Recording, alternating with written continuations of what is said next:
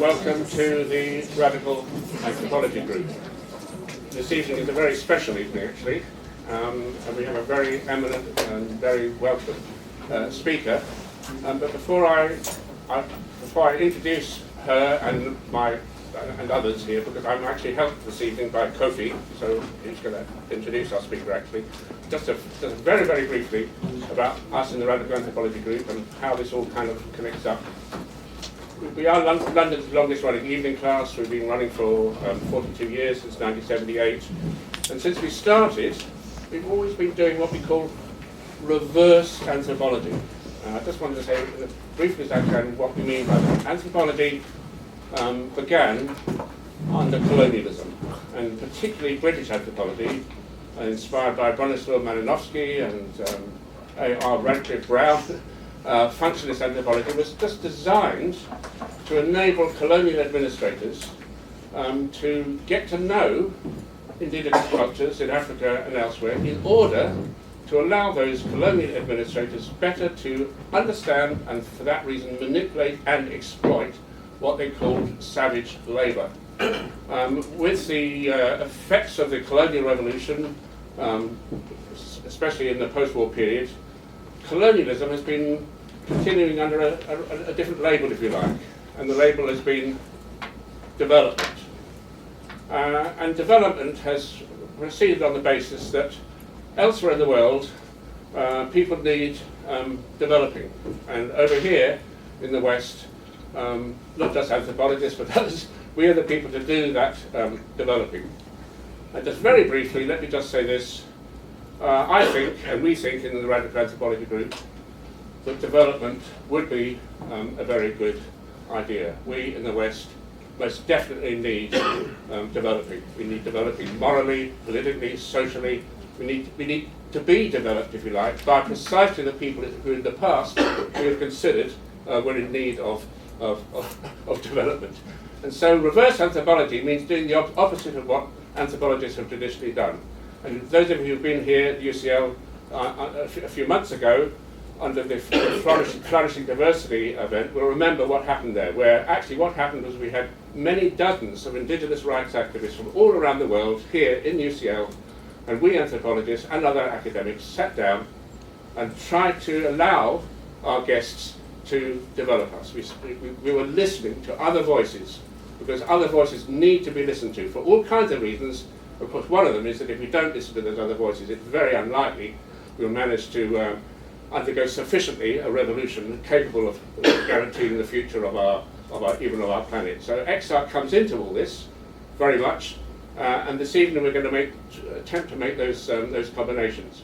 But I can't really introduce Nyoefe, our speaker, because I feel a bit out of my depth, and I'm going to hand over to my colleague Kofi, who I know a bit better, who I think has absolutely changed so many things, not just in XR, but so many things for the Radical Anthropology Group.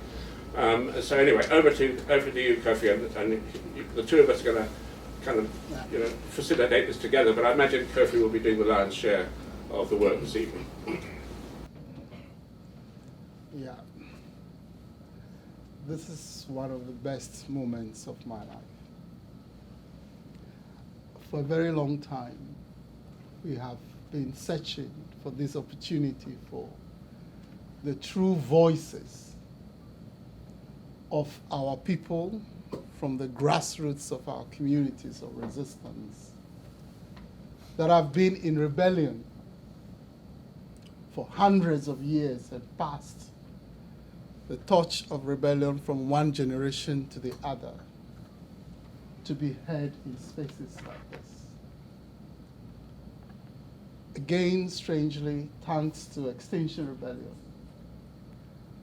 I was able to encounter the Radical Anthropology Group in UCL. Chris, Jerome, Camila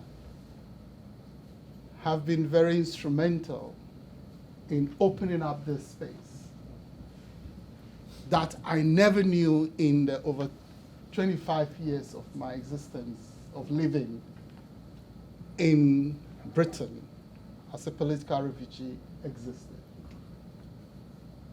I've had the opportunity to speak here But what I died for was an opportunity for an authentic voice of the community into which I was born.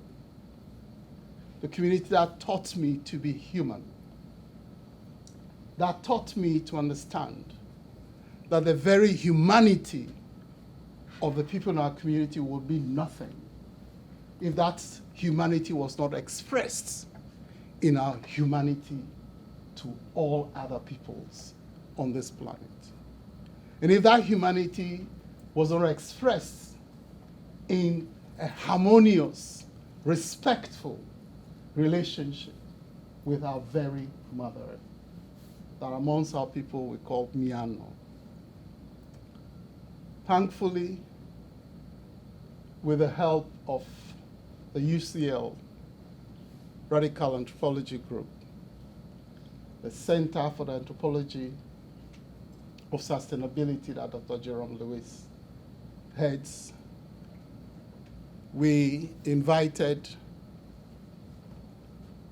Dukofenokploga Nyoefe Yawa Dake, one of the most prominent female leaders of our communities of resistance in West Africa, of the Ewe, Fon, Aja people that altogether we know, we call ourselves the Beto because the common language we speak in the various dialects is actually the Gbe. So Beto describes us all. Thanks to Jerome and the Flourishing Diversity event, an invitation was extended to our sister, our mother, Nyoefe, to be here with us. She couldn't make it to that festival, but strangely, and it's very, very strange, that the British High Commission in Ghana actually issued her the visa after the Flourishing Diversity conference. And so we felt that that opportunity should not be missed. And thanks to the UCL Radical Anthropology Group, Jerome was able to organize and help for her to make this trip. And I am very, very glad. I'm actually overjoyed that for all the advocacy for indigenous people that I've tried to do in this country since I came here in 1990, it is not my voice that is going to be heard today. It is the voice of an authentic mother of our Gbeto nation. She bears the title Dukofenokploga because for us, the women in our Ewe, Fon, Aja communities are born, raised, trained, and supported to act as mothers of our nation. They are supported to act very much as daughters of Mother Earth, caring not just for human beings, but for every being in our environment. And so those who excel in that bear the Dukofenokploga title, which is that of a nation mothering spearhead. They go first, and our community follow. So she's here for the very first time, making a trip outside West Africa. She understands a bit of English language, but thankfully, she communicates in our indigenous Ewe language, one of the dialects of the Gbe language. So I'm going to be largely interpreting, but also expanding on the concepts that she will be talking about, and it's going to be more like me posing questions to her for her to explain in terms of answers. But I'm also glad that we have Miriam and Isaias here with us, who have been very much instrumental in ensuring that the partnership we've been trying as the Extinction Rebellion Internationalist Solidarity Network to build with the UCL Radical Anthropology Group expands to really open up to regular interactions with this kind of indigenous community voices. Jerome is here with Ingrid. And yeah, thanks very much for all you have done, not only to ensure that I and my colleagues in the XR-ISN have found this to be a home of rebellion. Yeah, at a certain level, what we call in the terms of Walter Rodney, a guerrilla intellectual base, of work. That is what UCL RAG and the Center for Anthropology of Assessment have been to us. But here, without any more words, I'll say let's welcome Dukofenokploga Yawa.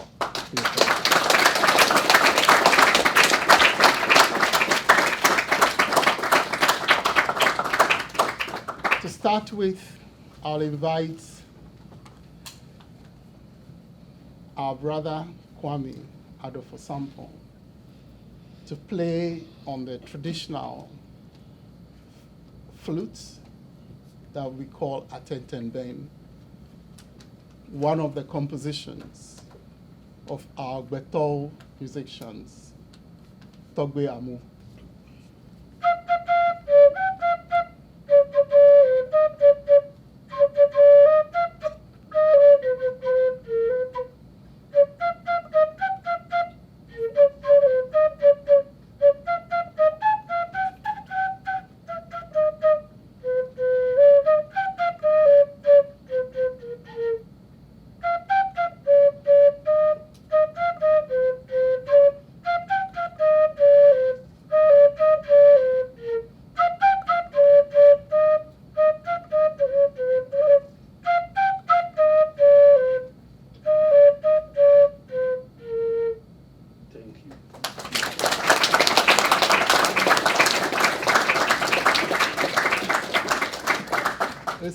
This is more like Ghana's second national anthem, but and it's popularly known in the Chui language as Yenera Assassini, but the original composition was in the Ewe dialect of the Gbe language,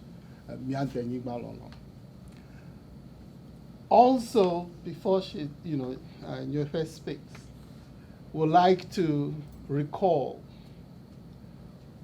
something remarkable that happened not long ago in Europe, when one of our famous Beto musicians, quite internationally well known, by the name Angelique Kidjo, sang in Paris. And let me hear that.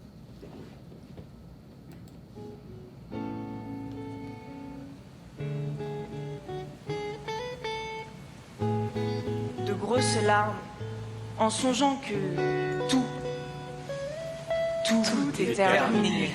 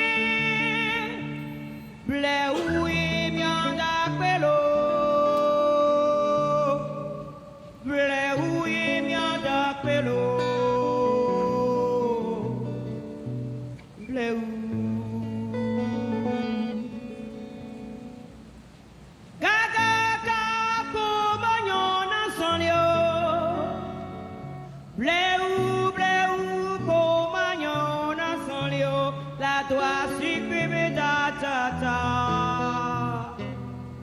bleu ma u se comiere ya quena mio come ya si pesi ne miere ya quena mio come ya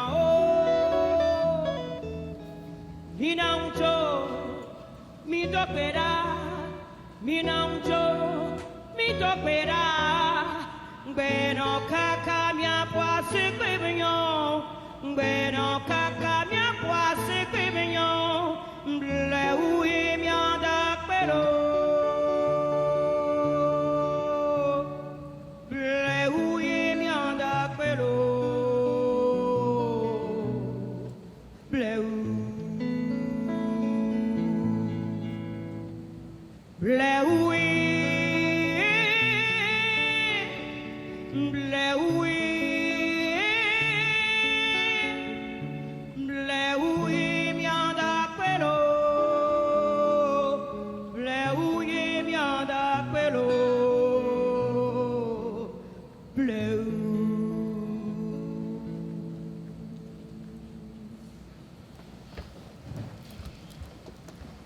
It's titled Blow, meaning slowly. Slowly we shall get home. By and by we shall get home. The tiger does not hurry in its pace, but it does get home. And certainly, no matter where we are thrown across the world, we shall get home. A version of that will be sung by Nyoefe. Chobwe mi do chobwelo, chobwe. Chobwe mi do chobwelo, chobwe.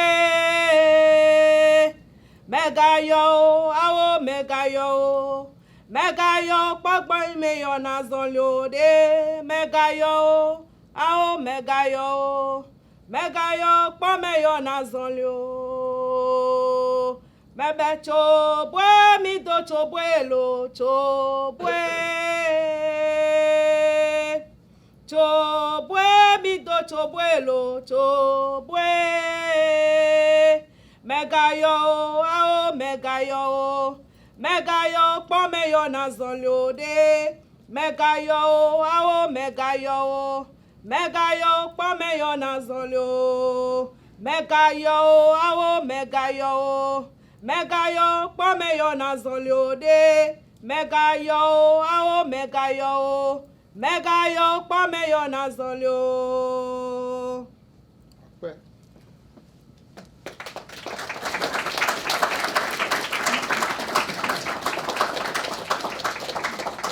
With that, Nyoefe announces the presence of the voices of our Beto in this meeting.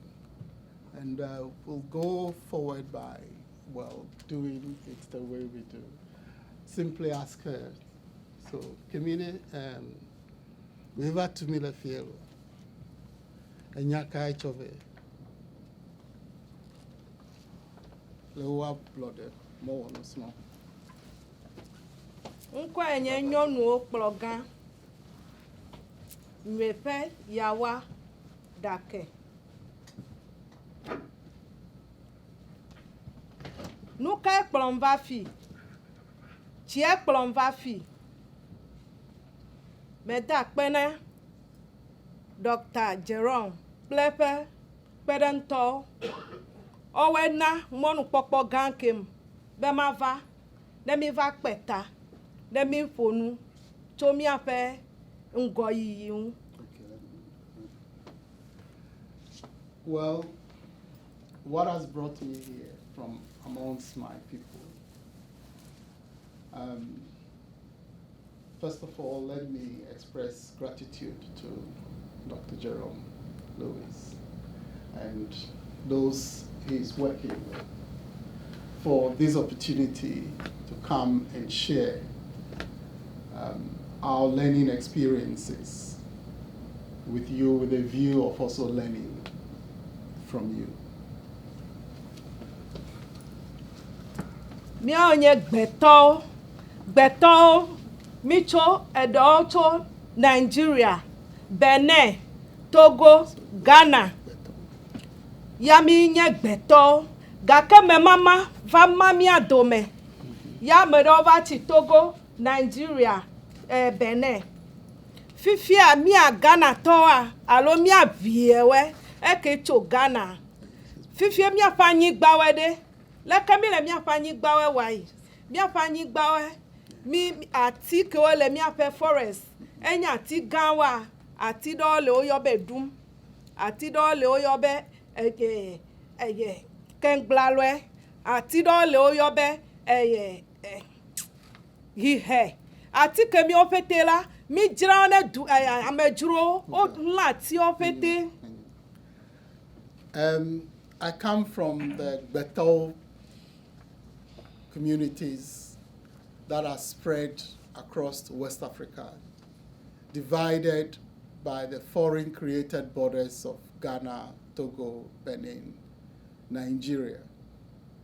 And in that division lies a lot of our problems because they weaken us and we have lost our strength, and in that process, all kinds of things have begun, to happen to us.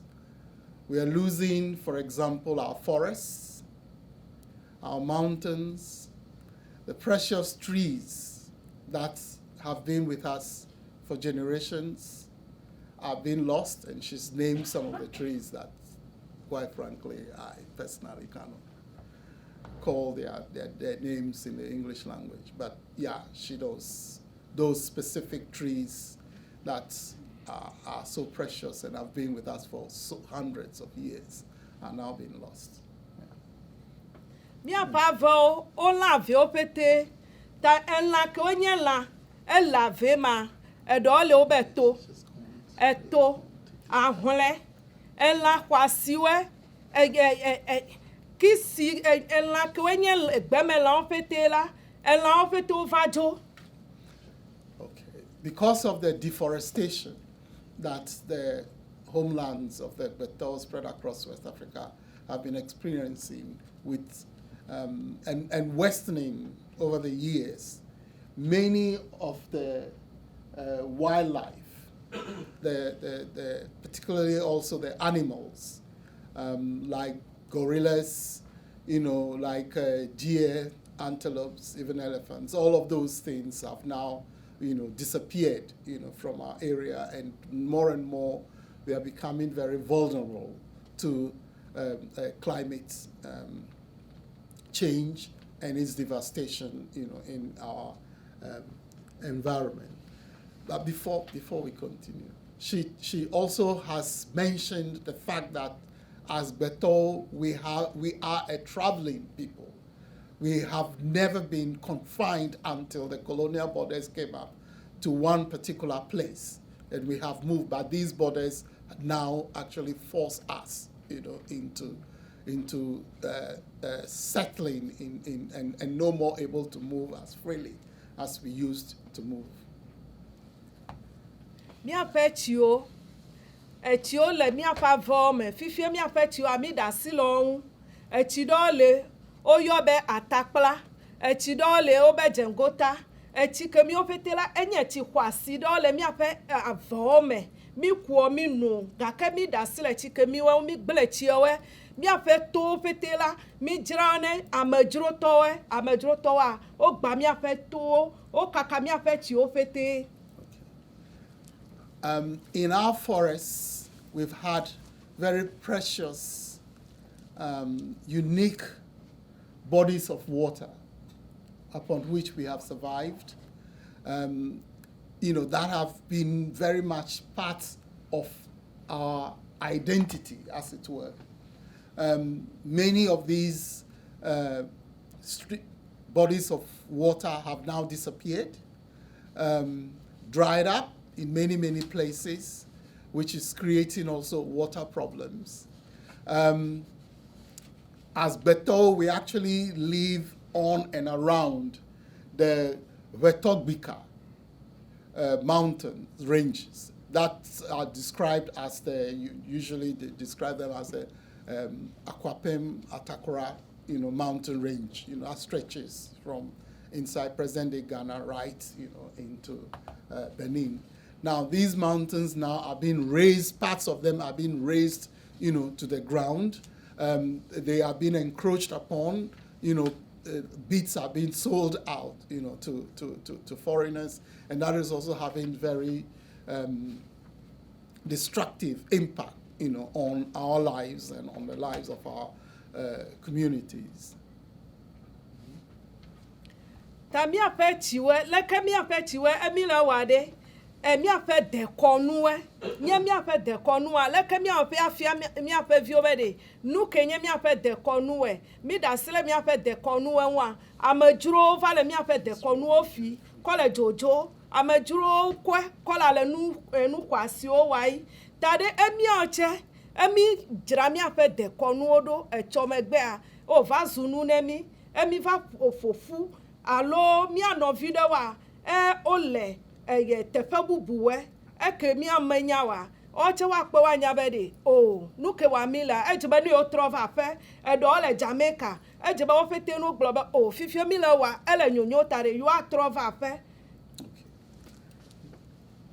A lot of damage has also been visited upon our culture and our traditions and customs and way of living in harmony with nature, harmony with Mother Earth.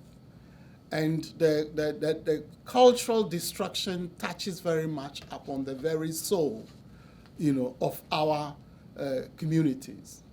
Because it's not just a destruction of cultural artifacts and cultural norms, and values. It's also the destruction of the beauty of our African personality. And this particularly affects the younger generations who have not had the opportunity to see our culture and traditions in the original, beautiful way they were being developed before the foreign intervention and impositions of foreign cultures, upon us. And that is actually a major concern of our community, because by losing the values, the cultural values, their expressions in our arts and crafts, their expressions in our own ways of life, it means that we are unable to provide the kind of upbringing to younger generations. We are unable now to even attract to our homeland those who, through crimes like the transatlantic traffic of enslaved Africans, from which a lot of people have been taken from amongst the Beto into the so-called Americas, into places like Jamaica and parts of the Caribbean, we are unable to show them the beauty of who we are, and therefore you're not able to attract them back home, to reconnect with their homelands and to be able to feel part of a dignified, people.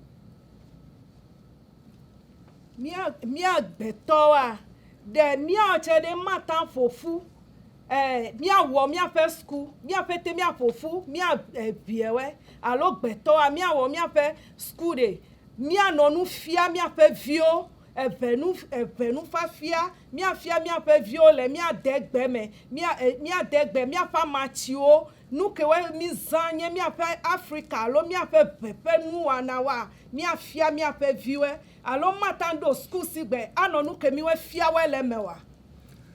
She poses the question, why is it that our young people have to suffer the kind of foreign miseducation that completely erases who they are and denies them the opportunity of continuing in the footsteps of their ancestors, and showing to the world what us, the indigenous communities of the Gbeto, we are able to contribute to the progress of humanity. And if we have the current situation as it is, where knowledge of our forests, of our nature, through which we learn not just about the wildlife in terms of the animals and birds, but you also learn even the medicinal value of the plants amongst which we live. And you are able to transfer this knowledge, not just by word of mouth, but also through educational institutions, indigenous educational institutions. Why do we have to suffer the imposition of foreign schools that are unable to teach our people about who they are and what surrounds them, the very environment that surrounds them, but rather they are subjected to, strange knowledges that tell them about lands they haven't seen before, things they haven't even, experienced before, whilst the very everyday experiences of people within their communities, that have been preserved for centuries, they are denied that kind of knowledge. What place do these kinds of young people have, in a world where they don't know who they are, but all they are fed with is about foreign lands and foreign cultures? Mia novio alo fonto fiade no fimia eno mia novio yevoa ono mia to ojira na mia to o vala no mia novio fle le beneto alo fonto gbo gake eva po fiala va po bere nu ke le jojore manyo tade you anu asicha you apply agblemenukuwe akova fie you anu asicha ta amejajira manyo ya over stop nukemi. Well, she recalls in terms of her own message, to this gathering, the message that was sent in 1726 by one of our great Beto chiefs of the time, called Fiagan Agaja Trudeau, who, because the Fon and all the other Beto communities at that time suffered the ravages of the transatlantic traffic of enslaved Africans. When he became chief, he decided to wage war on everybody who was involved in that trafficking of people. And he was able actually to defeat the Oyo,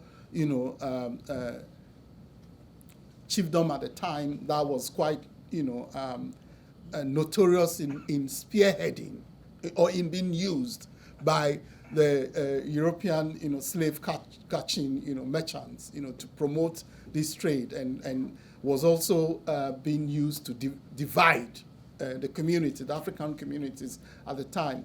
Now, Agaja Trudeau thought it wise to send an emissary in the person of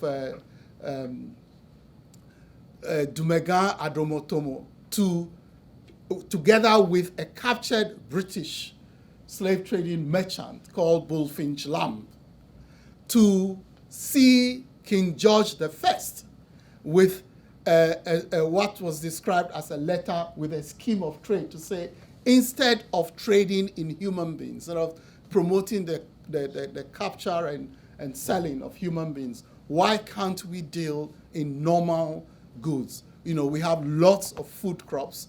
We have lots of things, arts and crafts that we can trade with. So it sent a scheme of trade, to be discussed with the King George I of Britain, of England at the time. And actually, it's a very interesting story, because what happened was that, when Bullfinch Lamb was released to accompany this ambassador of the Fon chiefdom of Dahomey to present this alternative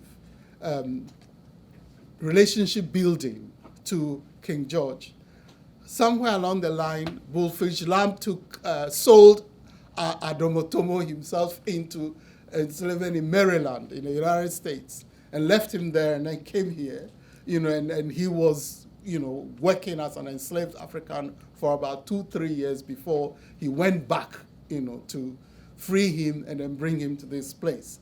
And by that time, King George I had died, and it was King George II. So, this discussion took place. Now, she's recollecting that in order to point out that, well, this is not the first time people have come from the communities of the Gbeto, sent by our leaders to come here and discuss what better relationships that can exist amongst us as peoples, as human beings who are human, to each other and develop proper human relationships. And her own mission is similar, to this, in a sense that instead of the interests of the European establishment in the extractivist plunder of our countries, in the kind of things that do not promote any healthy relationship amongst us as peoples, why can't we, here for once and develop alternative ways where as peoples, as communities, we can develop new kinds of relationships amongst ourselves. So, this leads us into the kind of proposals that she has brought forward also for our consideration. And yeah,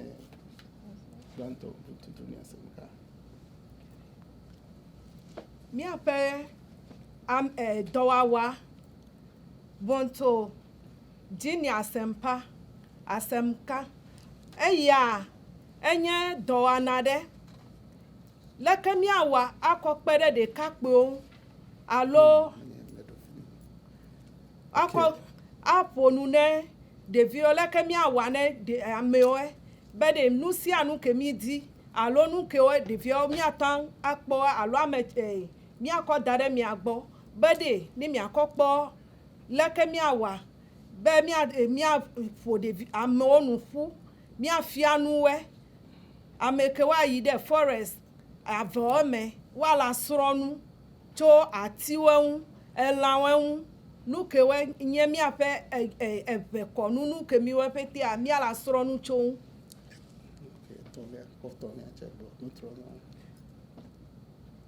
Enutrɔzã nu ke nye nutrɔzã enye miatrɔ nu ɖe sia ɖe ke nye nyuia alo nu kewoe ƒete menyo emi va dzre ɖoa miadzrawoe ɖo eya nye nutrɔzã eya ta mi tsɔ ŋkɔ be ɖe nutrɔzã ta ɖe miawɔe ƒete ɖe wòatrɔ zu enu nyuie miakpa asi ɖe ŋu miaƒete miakpa asi ɖe ŋu ya miawɔe wòanyo.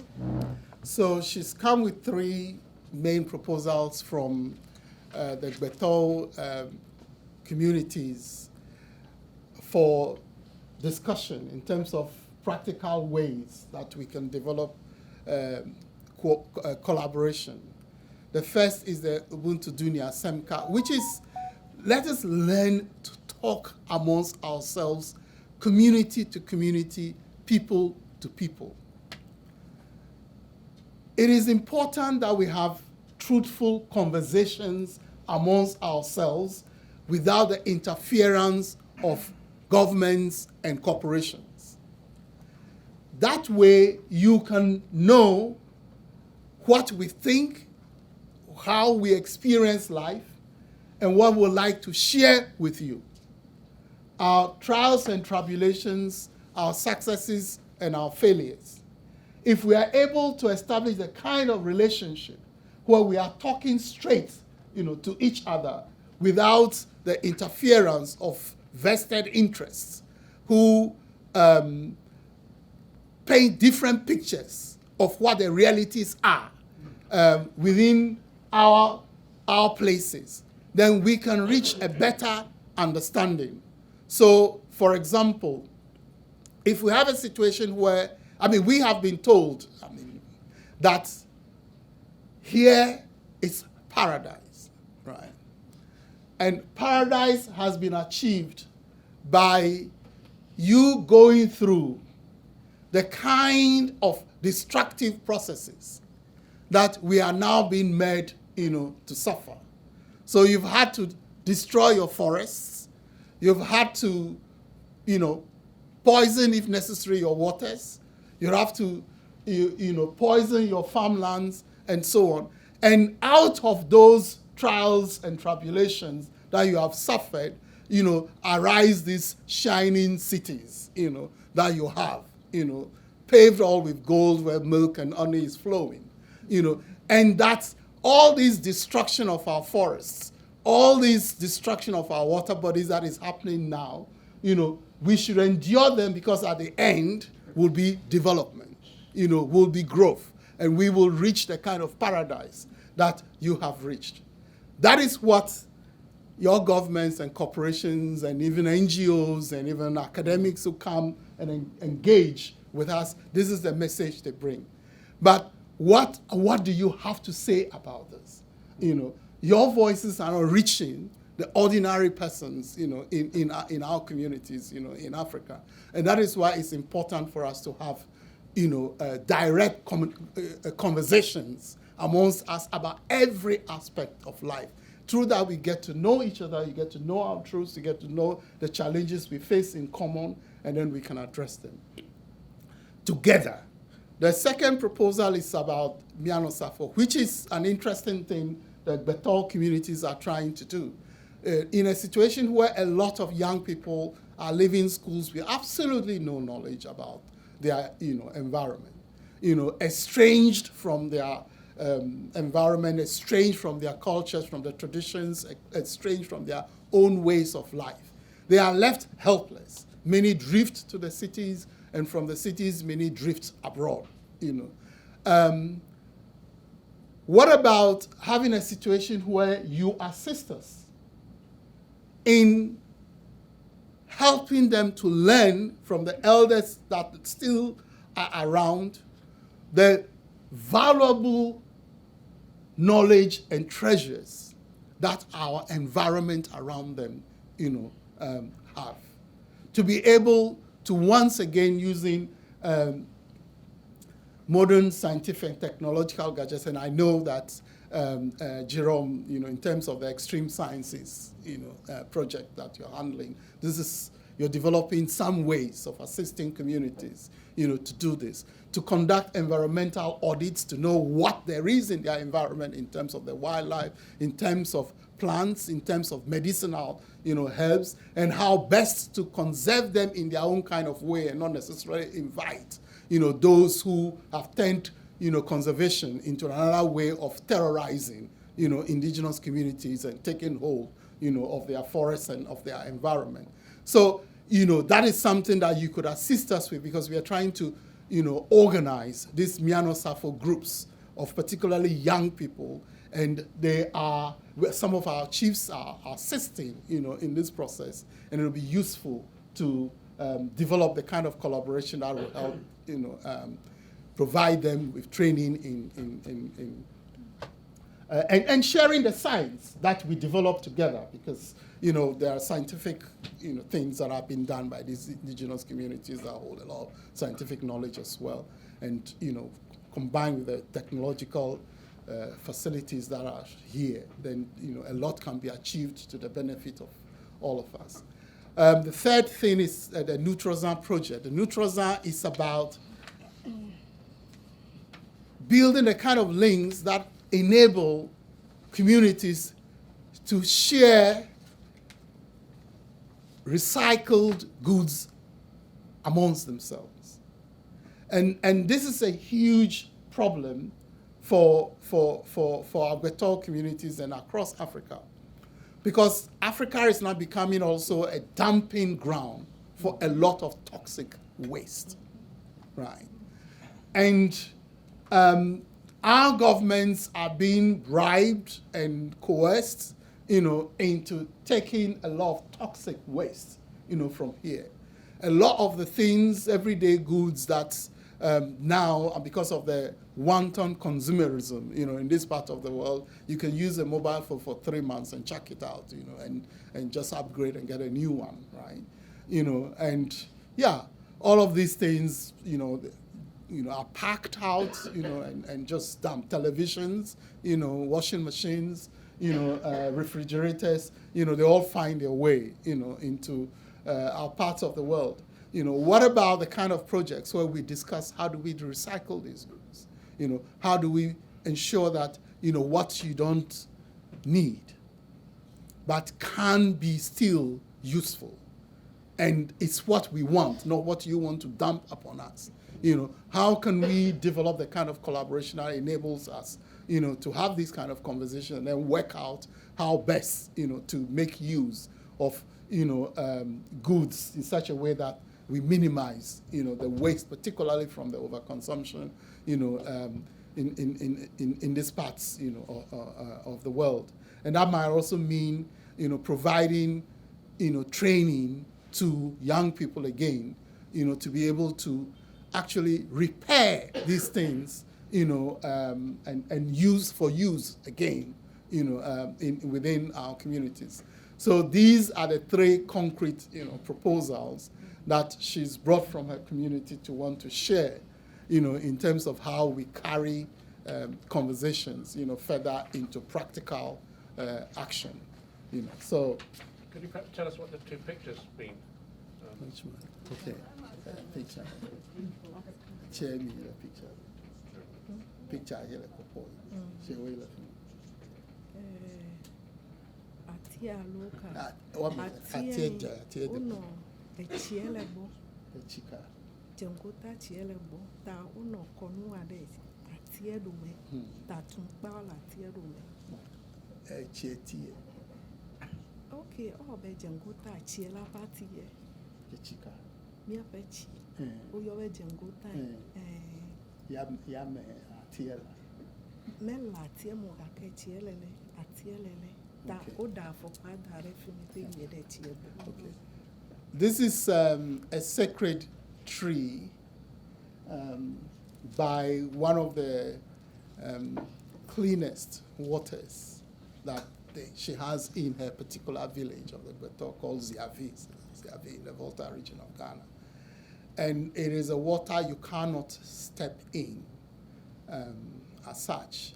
And the tree is there for the performance of rituals and yeah, that's the tree. For rituals, to in reverence of the water body, that's what it is.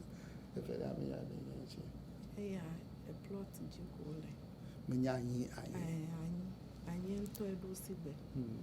So this is an anthill. The second image is an anthill. That again, these are things that are treated with reverence. You don't just see them and smash them. But what we have is when people come into our environment, they just smash things left, right, and center. They don't see the value, of these things.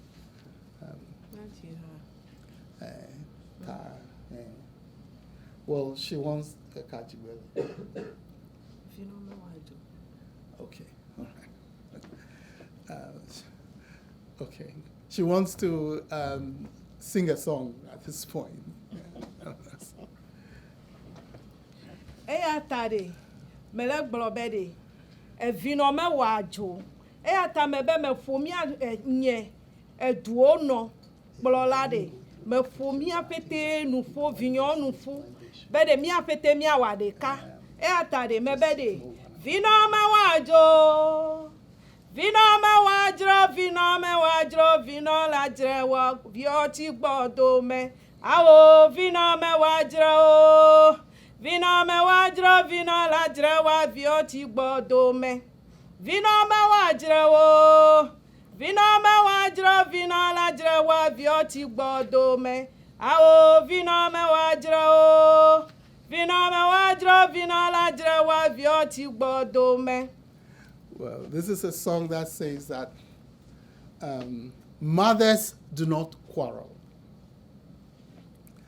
Because if you are a mother and you are quarreling, or a quarrelsome mother, your children will leave you and then drift into the wilderness.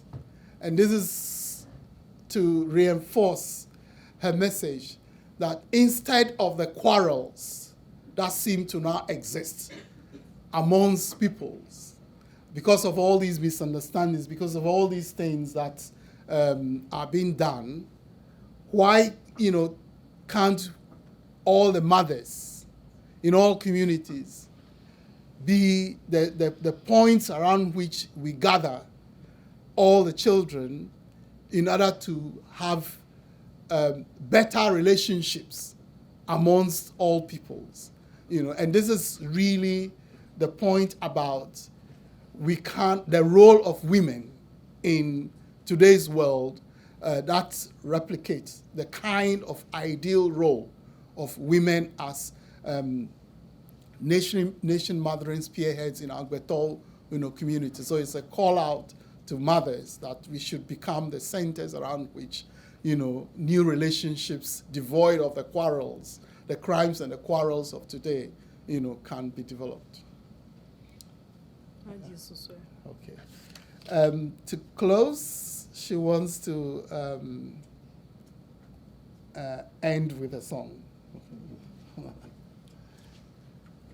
Avazolia mi chokbla, mi chomia fava wonu, mi kaka futo woda, modina fanami, nemiedo ape dedie. Avazolia mi chokbla, mi chomia fava wonu, mi kaka futo woda. Modina fanami, nemiedo ape dedie.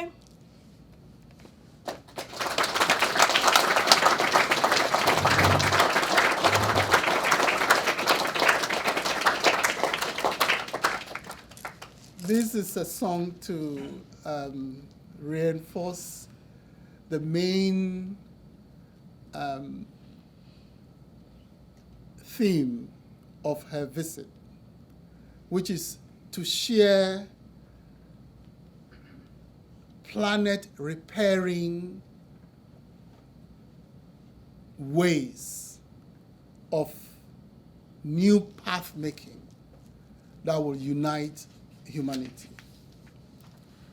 And it is about the fact that for the Gbetol, this Freedomways path-making is like war, because our communities are engaged in freedom fighting against forces that are dividing us. The borders already do divide us, but the very kind of things that are being done, particularly against our environment, against our cultures, against our values, are actually shutting down every pathway that we are trying to make, in search of freedom, to reach freedom-minded people across the world. But then if we all can work together knowing that we all are making our own pathways of freedom and sharing learning, we will come to that point of home. That will be a home where we would have reclaimed our Mother Earth herself, and a home where we can find the greatest joy in the freedoms that we would have created together. And that is what this song, reinforces and ends a message, to us this evening. Thank you.